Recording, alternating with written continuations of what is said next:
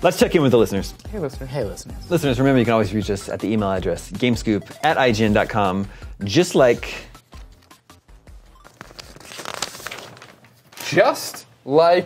Kaneshika Adidia! He wrote it in all caps. did.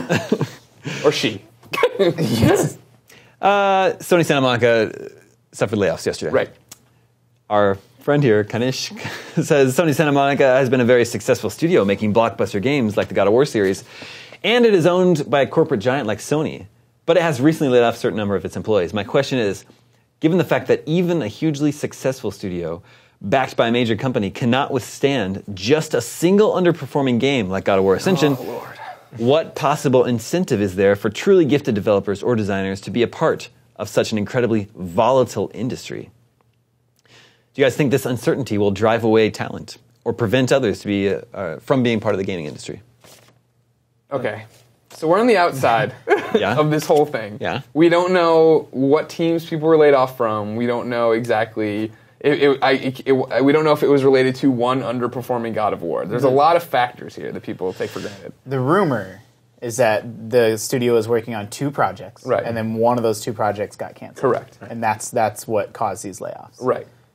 And whether that's a God of War game or not, who knows? Like it could have been whatever they were working on. With the problems. Battlestar Galactica guy. They brought over Battlestar Galactica writer. He was Ron supposedly Moore. working on a project. Yeah, sci-fi project. You assume another God of War is in production. Sure. And so, whichever one of those 2 projects, we don't know. Maybe we'll find out more as time passes. But it's like you have these, from their perspective, it might seem like, yeah, they're owned by Sony. They had these hit games, and even they're not safe. Like, that's not really the way that it went. Like, all these personnel were allocated to this one project, and then that project went away. Yeah. And if So there's, it's like, there's no new project to move them to, therefore that goes away. Sure. And there's a bunch of stuff that is unrelated to the performance of a given game that where budgets shift around in a big company like that, and suddenly money goes away, and they have to make cuts. A lot of those programmers, artists will be swooped up by other developers. Yep. Yeah, that's what I was talking about with, layoffs in the video game industry, that sadly they are part of the process now, right? Teams ramp up their size to get ready to launch. They launch the game, keep some people for DLC, lay everybody off because they go into pre-production for the next one, where a programmer might not be needed for quite some time. Yeah, you don't need animation when you're in a year of pre-production, Exactly. for example. And so those people then get on with a different project. When you talk to most developers these days and you ask, what have you worked on? They go through a litany of things they've been down the road with. And it's kind of rare.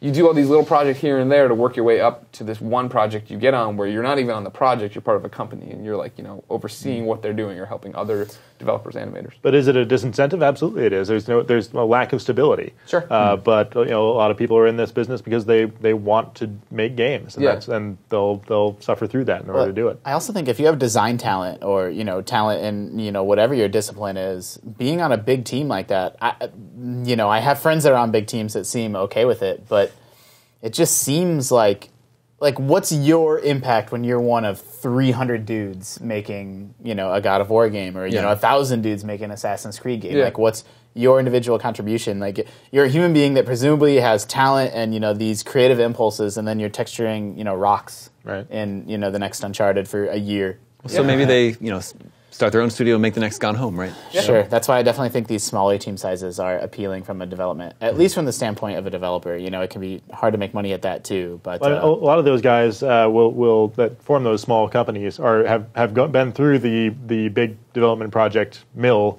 and have picked up a bunch of experience that allows them to do that. And go out with some like-minded friends and have a team size small enough that everybody can make a meaningful contribution to the finished product. Yeah, and that's what happened with Gone Home. Yeah.